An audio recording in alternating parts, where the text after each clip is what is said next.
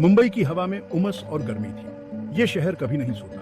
हर तरफ बस गाड़ियों के हॉर्न और दूर से आती म्यूजिक की आवाजें। लेकिन एक शांत गली में छुपी हुई थी पुरानी किताबें, एक ऐसी जगह जो बुक लवर्स के लिए किसी जन्नत से कम नहीं थी। यहाँ भूली हुई कहानियों का खजाना था। पुरानी किताबों और गोंद की खुशबू हवा में तैरती रहती थी, जो एक अजीब सुकून देती थी। सालों से पुरानी किताबें एक बीते हुए जमाने की निशानी बनी हुई थी। ये दुकान एक विरासत थी जो पीढ़ी दर पीढ़ी चलती आई थी। अब इसे संभालना अरुण की जिम्मेदारी थी और वो इसे बखूबी निभाना चाहता था। दुकान के हर कोने से, लकड़ी के फर्श की हर आवाज से, पन्ने पलटने की हर फुसफुसाहट से वो अच्छी तरह वाकिफ था। अरुण एक शांत स्वभाव का इंसान, जिसके बाल बर्फ की तरह सफेद थे, पुरानी किताबें की जान थे। उनके हाथों पर उम्र का असर साफ दिखाई देता था। वो बड़े ही प्यार से किताबों की रीढ़ पर हाथ फेरते थे। उनके लिए किताबें सिर्फ बेजान चीजें नहीं थीं, बल्कि अलग अलग दुनिया के दरवाजे थीं, जहां हर पन्ने में पाठक को दूसरी दुनिया में ले जाने की ताकत थी। हर किताब का एक सही पाठक होता है, एक ऐसी मुलाकात जो किस्मत में लिखी होती है। अरुण में अपने ग्राहकों से जुड़ने की अद्भुत क्षमता थी। वो उन्हें ऐसी किताबें सुझाते थे जो उनकी रूह से जुड़ी होती थी। वो खुद को एक माध्यम मानते थे, कहानियों और लोगों के बीच की कड़ी। उनका पूरा दिन धूल भरी किताबों को छांटने, अलमारियों को सजाने और उत्सुक ग्राहकों के साथ साहित्य पर चर्चा करने में बीतता था। रात को वो एक दिए की मध्यम रोशनी में पहराते हुए बिताते थे। उनके हाथों में चाय का गर्म प्याला होता था। अरुण के लिए पुरानी किताबें सिर्फ एक दुकान नहीं थी, ये उनका जीवन लक्ष्य था, उनका सुकून था। एक दोपहर अरुण के मन में एक अजीब सी बेचैनी थी। दुकान, जो आमतौर पर लोगों से भरी रहती थी, आज खामोश थी। खामोशी को तोड़ने के लिए बस दरवाजे के ऊपर लगी पुरानी घड़ी की टिक टिक की आवाज आ रही थी। तभी उनकी नजर उस पर पड़ी, एक पार्सल जो भूरे रंग के कागज में लिपटा हुआ था, फर्श पर पड़ा था। अरुण ने कौतूहलवश उसे उठा लिया। उस पर न तो भेजने वाले का पता था, न ही कोई और जानकारी। ये क्या हो सकता है? उन्होंने धीरे धीरे पार्सल खोला। उनकी उंगलियां थोड़ी कांप रही थी। अंदर महीन कागज में लिपटी हुई एक किताब थी, लेकिन ये कोई आम किताब नहीं थी। इसका कवर एकदम सफेद और खाली था, जिस पर न तो कोई शीर्षक था और न ही लेखक का नाम। इसके पन्ने मोटे और पुराने थे, किनारे फटे हुए और टेढ़े मेढ़े थे। किताब को छूते ही अरुण की रीढ़ की हड्डी में एक अजीब सी सिहरन दौड़ गई। ये ठंडी लग रही थी, मानो छूने से ही मना कर रही हो। बिना नाम वाली इस किताब के आने के साथ ही मुसीबतें शुरू हो गईं। रिया, एक होनहार कॉलेज स्टूडेंट, इस रहस्यमयी किताब की तरफ खींची चली आई। मुझे जानना है कि इस किताब में क्या लिखा है। रिया अपने अपार्टमेंट में मृत पाई गई। न कोई जबरदस्ती घुसने का निशान था। किताब उसके बेडसाइड टेबल पर खुली हुई थी। पन्ने अजीबोगरीब निशानों से भरे थे। किताबों की दुकान का शांत माहौल अब डर और संदेह के साए में डूबने लगा था। ये किताब, ये मुझे अपनी तरफ बुला रही है। अरुण की बातों को अनसुना करते हुए वो किताब अपने घर ले गया। राज का भी वही हश्र हुआ जो रिया का हुआ था। आखिरकार पुलिस को बुलाना पड़ा। इंस्पेक्टर विक्रम, जो अपनी तेज बुद्धि और दृढ़ निश्चय के लिए जाने जाते थे, ने मामले की कमान संभाली। वो तर्क में विश्वास रखने वाले व्यक्ति थे। अलौकिक बातों पर यकीन नहीं करते थे, लेकिन मौतों से जुड़े हालात उन्हें भी बेचैन कर रहे थे। अरुण, मुझे इस किताब के बारे में जो कुछ भी पता है सब कुछ बताओ, कुछ मत छुपाना। अरुण ने उसे किताब के आने और उसके बाद हुई दुखद घटनाओं के बारे में सब कुछ बता दिया। विक्रम धैर्य से सुनते रहे। उनके चेहरे पर कोई भाव नहीं थे। वो अरुण की आंखों में सच्चा दुख देख सकते थे।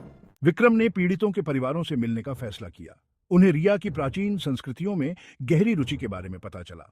उसने उनका सामान इकट्ठा किया, इस उम्मीद में कि उसे कोई सुराग मिलेगा। रिया के सामान में उन्हें एक पुरानी डायरी मिली। एक एंट्री में एक शापित किताब का उल्लेख था, जिसने हर कहानी के लिए एक जीवन की मांग की थी। तात्कालिकता की भावना से प्रेरित होकर विक्रम वापस पुरानी किताबें लौट आया। उसने अरुण को प्राचीन ग्रंथों पर झुके हुए पाया। इस श्राप को तोड़ने का एक तरीका है, लेकिन इसकी कीमत चुकानी पड़ेगी। मैंने तुरंत हाँ कर दी। मैं जोखिम जानता था, संभावित कीमत को समझता था, लेकिन मैं चुप नहीं बैठ सकता था और न ही किसी और की जान जाया होने दे सकता था। विक्रम ने अरुण से किताब ले ली। उसकी सतह उसके स्पर्श के नीचे ठंडी और अडिग थी। जैसे ही उसने पहला पन्ना खोला, सड़ी हुई और पुरानी चीजों की गंध हवा में फैल गई। पन्ने पर लिखे शब्द उसकी आंखों के सामने लिखे हुए प्रतीत हो रहे थे। अक्षर अजीबोगरीब आकृतियों में बदल रहे थे। मर्मरिंग कहानियां सामने आई। हर एक विश्वासघात, पागलपन और मौत की भयानक कहानी। प्राचीन अनुष्ठान, भुला दिए गए देवता और स्वयं पुस्तक की अतृप्त भूख। जैसे जैसे वह किताब के अंधेरे दिल में उतरता गया, विक्रम ने महसूस किया कि उसके ऊपर एक अजीब सी थकावट छा गई है। शब्द धुंधले होने लगे, वास्तविकता और किताब के भयानक आख्यानों के बीच की रेखाएं घुलने लगीं। वह आगे बढ़ता रहा, कर्तव्य की भावना और किताब की शक्ति के प्रति बढ़ते आकर्षण से प्रेरित। वह जानता था कि हर उस पन्ने को पलटने के साथ वह श्राप को तोड़ने के एक कदम और करीब था, लेकिन अपनी मृत्यु के भी एक कदम और करीब। रात ढलती गई, केवल घड़ी की टिक टिक और पन्ने पलटने की आवाजें आ रही थी। विक्रम ने महसूस किया कि किताब की पकड़ उस पर कसती जा रही है। उसकी कहानियां, उसके विचारों, उसकी यादों में अपना रास्ता बना रही हैं। वह रिया और राज की झलकियों को परछाइयों में देखने लगा। उनके चेहरे पीले और खींचे हुए थे, उनकी आंखें एक भूतिया उदासी से भरी हुई थी। स्ट्रेंड। आखिरकार जैसे ही सुबह हुई, मैं आखिरी पन्ने पर पहुंच गया। पृष्ठ पर लिखे शब्द मेरे दिमाग में जलने लगे। अकल्पनीय आतंक की छवियों को मेरी आत्मा में उकेर दिया। और फिर जैसे ही उसने आखिरी वाक्य समाप्त किया, किताब प्रकाश की एक चमकदार किरण में फट गई। उसकी आंखों के सामने पन्ने राख में बदल गए, धूल में गिर गए, जो उसके चारों ओर एक भयानक स्नो ग्लोब की तरह घूम रही थी। हार्ट ब्रोकन, विक्रम फर्श पर गिर पड़ा। किताब की पकड़ आखिरकार टूट गई। वह वहीं पड़ा रहा, शापित पुस्तक की राख के बीच उसकी छाती ऊपर नीचे हो रही थी। उसने किताब पढ़ ली थी, उसकी पूरी शक्ति को आत्मसात कर लिया था, और ऐसा करने में उसने उस अभिशाप को तोड़ दिया था जिसने पुरानी किताबें को जकड़ लिया था। इसके बाद दुकान में सन्नाटा छा गया। हवा, जो कभी भय से भारी थी, हल्की शुद्ध महसूस हुई। श्राप हट गया था, लेकिन एक भयानक कीमत पर। विक्रम, वह व्यक्ति जिसने दूसरों को बचाने के लिए खुद को बलिदान कर दिया था, चला गया था। अरुण पर दुहक का भारी बोझ आ गया, अपने खोए हुए दोस्तों की याद और उस निस्वार्थ बलिदान की जो उसे बचा लिया। सौरभ, मैंने ध्यान से विक्रम का सामान इकट्ठा किया। मेरा दिल दुख से भारी था। दुकान, जो कभी खुशी और खोज की जगह थी, अब एक मधुर महत्व रखती थी। यह कहानियों की शक्ति का एक अनुस्मारक थी, दोनों को चंगा करने और नुकसान पहुंचाने के लिए, जोड़ने और नष्ट करने के लिए। पुरानी किताबें खुली रहीं, किताबों के प्रति अरुण के स्थायी प्रेम और उन लोगों की स्मृति का सम्मान करने के उनके दृढ़ संकल्प का प्रमाण, जिन्हें उन्होंने खो दिया था। उन्होंने ग्राहकों का स्वागत करना जारी रखा। उनकी मुस्कान उदासी से सनी हुई थी, उनकी आंखें उनके अनुभवों का भार दर्शा रही थीं। बाहर शहर अपनी बेरोक टोक गति से आगे बढ़ता रहा, दुकान की दीवारों के भीतर हुई त्रासदी से बेखबर, लेकिन पुरानी किताबें के भीतर शापित किताब की स्मृति बनी रही। अरुण अभी भी इसकी उपस्थिति का भार महसूस कर सकता था, इसकी कहानियों की फुसफुसाहट को ढेर के माध्यम से गूंजते हुए सुन सकता था। रेजोल्यूट, मैं जानता था कि दुकान हमेशा के लिए अभिशाप के निशान को सहन करेगी, कि अतीत की गूंज हमेशा मौजूद रहेगी, लेकिन मैं यह भी जानता था कि कहानियों के प्रति प्रेम, शब्दों की परिवहन और परिवर्तन की शक्ति बनी रहेगी।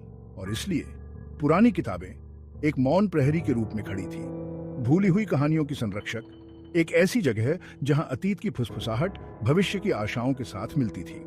यह एक अनुस्मारक था कि उस शहर के चहल पहल भरे दिल में भी, जो कभी नहीं सोता, कुछ रहस्य सबसे अच्छे से अबाधित रहते हैं, कुछ कहानियां अनकही रह जाती हैं।